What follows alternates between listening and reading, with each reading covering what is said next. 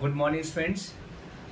कल के जो सवाल था है ना, ये मेरा आपका कि मियोसिस के एक कंप्लीशन में, मतलब एक पूरा मियोसिस का डिवीजन कंप्लीट हो रहा है तो उसमें कितनी बार डीएनए का रेप्लिकेशन होगा।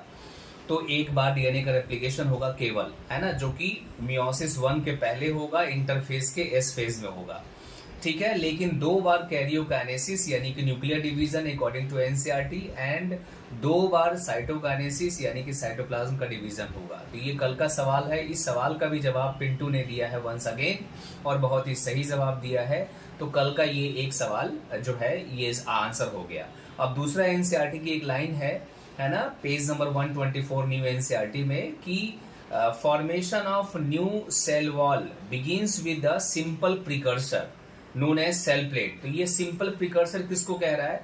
ये सिंपल प्रिकर्सर कह रहा है सेल प्लेट को। याद रखना, सेल प्लेट ही बाद में जाके मिडिल लैमेला जो है बनती है। ठीक है ना, सेल प्लेट ही है जो सेल डिवीजन में, प्लांट में, है ना, साइटोप्लाज्म को और सेल को 2 हिस्सों में डिवाइड करती है और ये गोल्गी बॉडी की मदद से बनती है।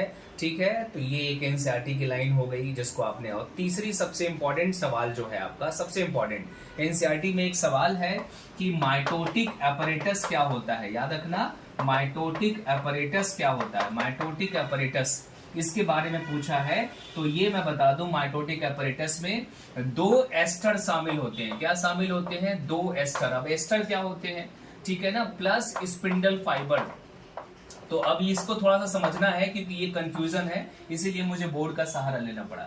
देखो बच्चों, एक सेल के अंदर सेंट्रियोल होता है। जैसे ये देखो, ये सेंट्रियोल है, ये सेंट्रियोल है। हालांकि इसके ऊपर कोई वॉल नहीं होती है, लेकिन इसका स्ट्रक्चर हम लोग ऐसे ही बनाते हैं कि 2 सेंट्रियोल है।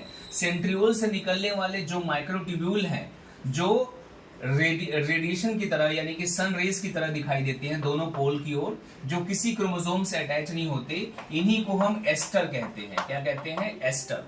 ठीक है ना, इसी को हम एस्टर रेज भी कहते हैं, एस्ट्रल रेज भी कहते हैं। ठीक है ना, या एस्टर भी कह सकते हो आप। ठीक है, तो ये जो है एस्ट्रल रेज हो गई, है ना। और जो माइक्रोट्यूब्यूल क्रोमोसोम के सेंट्रोमियर के काइनेटोकोर से जुड़े होते हैं, उनको हम स्पिंडल फाइबर कहते हैं। क्या कहते हैं? स्पिंडल फाइबर कहते हैं। ठीक है, तो यानी कि एस्ट्रल रेज जो दोनों पोल पे है ना, एस्ट्रल रेज, ठीक है, प्लस स्पिंडल फाइबर।